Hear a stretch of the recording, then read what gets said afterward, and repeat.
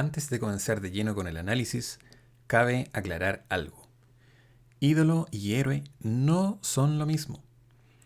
Lo que tienen en común los héroes de los ídolos es que han destacado sobre la media en sus oficios o profesiones, o son partidarios de una visión profunda de la vida. Lo que no tienen en común es tener voluntad de sacrificio en tiempos de dificultad. Eso de poner el pecho a las balas por delante de otras personas. Por eso es fácil indicar, por ejemplo, y solo como ejemplo, que un deportista que ha sido un genio en su carrera, pero no necesariamente ha velado y arriesgado su vida por la nación, dista de ser un héroe, pero sí un ídolo para muchos. Y es que la idolatría viene desde la adoración de una figura, una idea o forma de actuar de una persona o entidad divina, en contraste con la terrenal fuerza del héroe de hacer frente a una situación sociocultural en la que muchos hubiesen preferido el anonimato o esconderse entre la multitud. Los caminos a veces se entrecruzan y la semántica no parece ayudar mucho, por lo que desmenuzar estos tópicos a tal punto no es el objetivo primordial, al menos de momento. Lo que sí necesito que quede claro es que si leíste o pretendes leer Héroes de Jorge Baradit, no te ilusiones con encontrar figuras públicas superlativas en cuanto a una destreza personal, más no como caudillo nacional. Parece obvia y necesaria la aclaratoria, sobre todo por lo evidente del nombre del libro. Pero es que esta lectura no está enfocada a alguien que tenga un conocimiento avanzado o profundo de la historia de Chile, o que, menos aún, no tenga clara la distinción entre un término y otro, confundiendo así a figuras del espectáculo y farándula con héroes. En otras palabras, este libro lo veo como un puntapié inicial a lecturas un poco más profundas y como complemento de la cátedra escolar de los clásicos héroes patrios de este país. Y es que a mi juicio, el libro presenta un problema que quiero comentar y no es precisamente su alto precio para leer 170 páginas y fracción de Baradit, lo cual lo considero honestamente una exageración tremenda, sino que además el libro en cuestión intenta obtener la ciudadanía de obra historiográfica y crónica novelística al mismo tiempo, sin poder cuajar completamente de lleno con algunas de estas taxonomías. Cuenta con un no menor recuento bibliográfico, pero no sabemos cuándo lo ocupa, pues no cita nada. El texto es un relato novelístico, sin notas al pie, sin una referencia académica al autor y solo mencionando al vuelo algunos nombres de conocimiento incontestable para tener un colchón académico sobre el cual pueda descansar para relatarnos las proezas de estos 7 héroes que llenan sus hojas.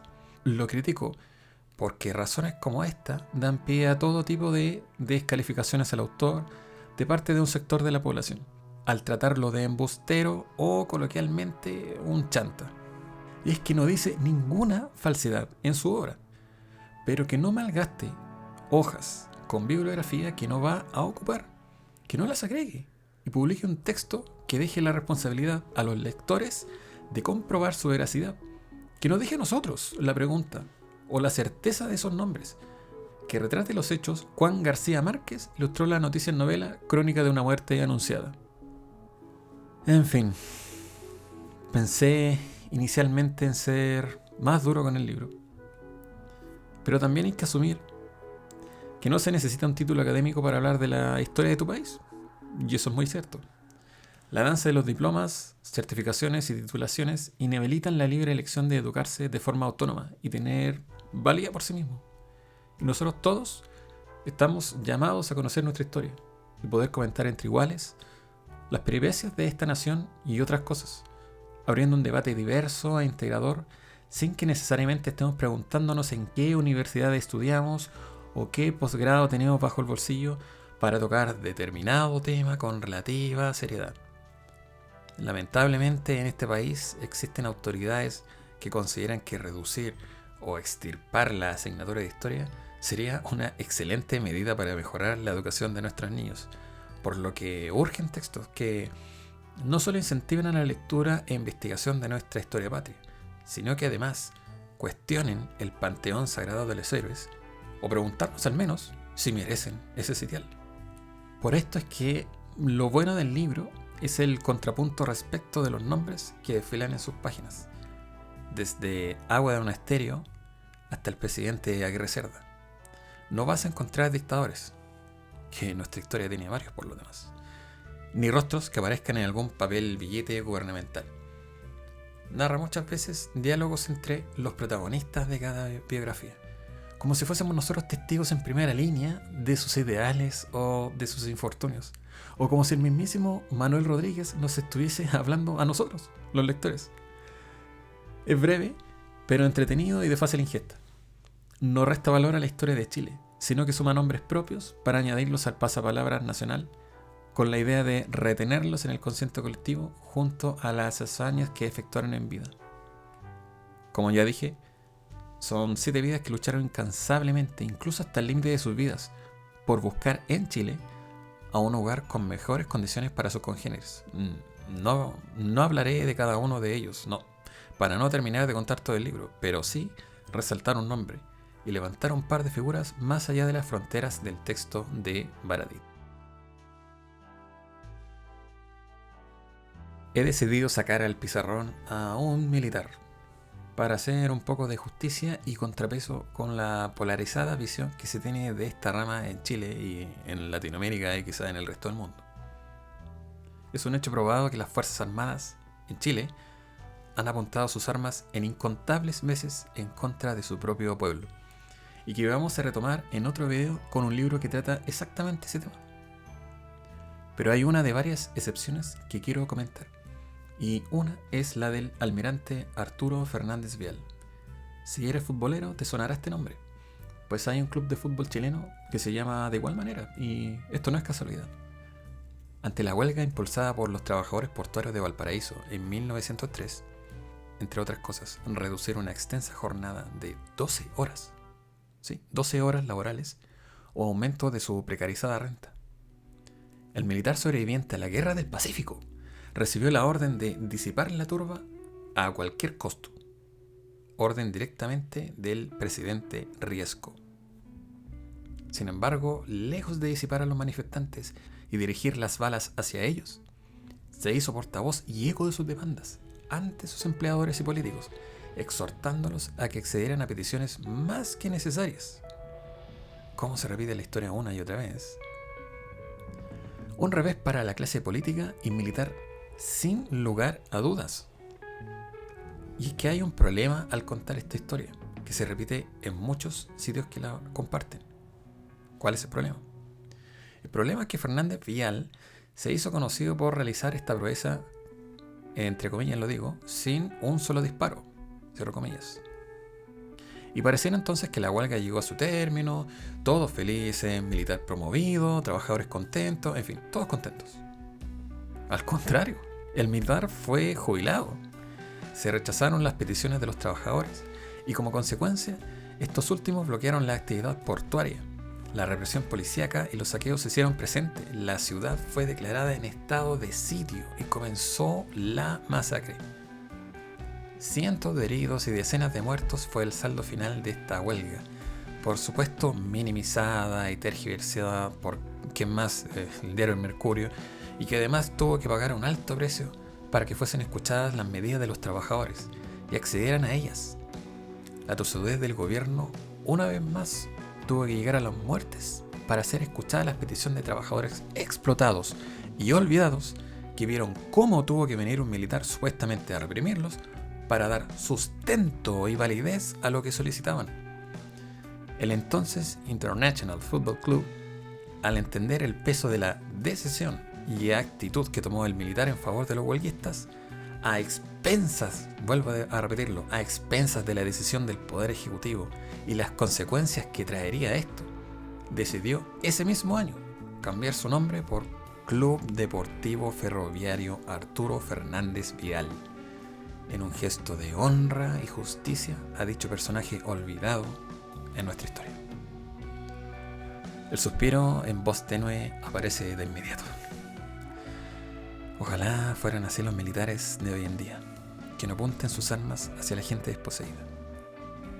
Pero no olvidemos que sí hubo un caso reciente, el del joven conscripto que bajó sus armas en Antofagasta, David Veloso Codocedo, ante la orden de enlistarse rumbo a Santiago para justamente, como si la historia se repitiera, socavar las manifestaciones de octubre del 2019. ¿Qué sucedió? Bueno, fue detenido por desacato tras bajar su fusil y estuvo en prisión casi un mes por la justicia militar, para que después de ser otorgada su libertad, por la presión de la gente y de los medios, finalmente ser dado de baja. En un comunicado acusan que la razón es obvia, las Fuerzas Armadas no son deliberantes. ¿Qué significa esto? Que no toman decisiones autónomas sin el Poder Ejecutivo y que son custodios de la Constitución. Un mal chiste por donde se le mire, pues es cosa de revisar los incontables casos de insurgencia y deliberancia de las Fuerzas Armadas chilenas, cuya expresión más fresca es el golpe de Estado de 1973. Las desapariciones de personas, las torturas, los asesinatos políticos no eran deliberantes, ¿cierto? Tremenda historia la del almirante. Grandes sucesos y notable final, reafirmando una vez más la semántica detrás del término héroe. Pero, ¿y si no hubiese vivido lo suficiente? ¿Si no hubiese sido tan popular? ¿Si su cargo no hubiese sido tan importante? ¿Aparecería una persona que dio la vida por su país en un eventual libro Top 5 Best Heroes from Chile?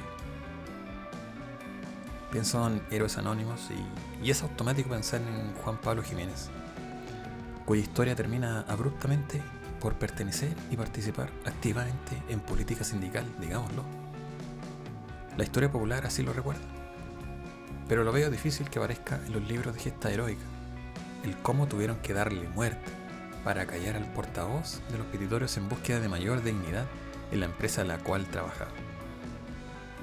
En un peritaje ordinario, con una reconstitución de los hechos inverosímil y surrealista, la justicia chilena decidió poner en la cárcel a un joven que supuestamente disparó, y esto es lo ridículo, a más de 1000 metros de distancia una bala de bajo calibre por lo demás, cuya parábola rebota con la reja de acceso a la empresa donde trabajaba Jiménez y posteriormente hace ingreso pulcro de la bala en la cabeza del sindicalista.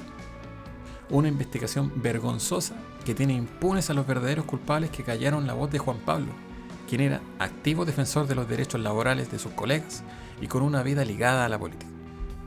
Los invito a que revisen el caso policíaco de Juan Pablo, por favor, véanlo.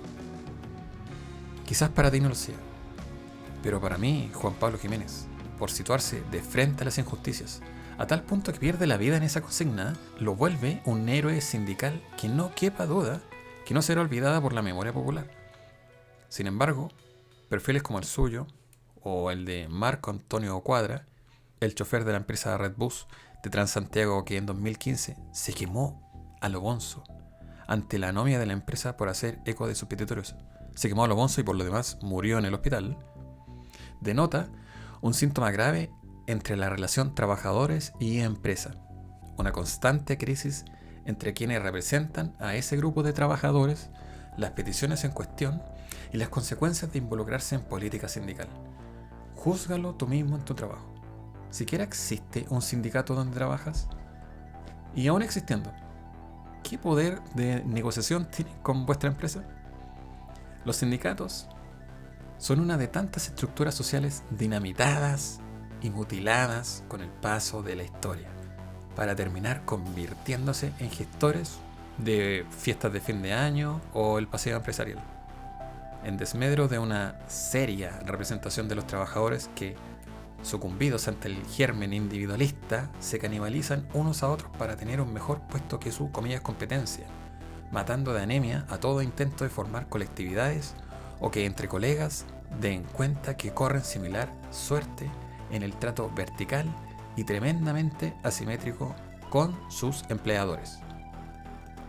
A veces, callar o no entrometerse es más fácil que denunciar, que conocer tus derechos laborales y sobre todo tener una perspectiva crítica de esto en tu relación con tu entorno laboral. Irónico, ¿no? Nada afuera es casualidad. Las piezas calzan y Juan Pablo, al estar en un mundo en donde decir las verdades y exigir más dignidad es castigado como insurgencia y vandalismo, finalmente tuvieron que darle muerte. Espero que su lucha siga en distintas organizaciones que se han dado cuenta que las empresas siempre terminarán cuidándose a sí mismas a expensas de quienes le generan utilidades. ¿O no se dan cuenta cómo sucede esto ahora mismo, en pleno periodo de pandemia, donde los más pobres están arrojados a su supervivencia y las empresas reciben subvenciones y perdonazos tributarios? Y bueno, hasta aquí con el video. No subo videos seguidos por la cantidad de trabajo que significa realizar cada uno. Y por lo mismo, te pido que te suscribas y actives la campana para que te enteres cuando salga uno, no cuesta nada. Si te gusta mi contenido, apóyalo y compártelo. Soy José Luis y esto fue Encodificador.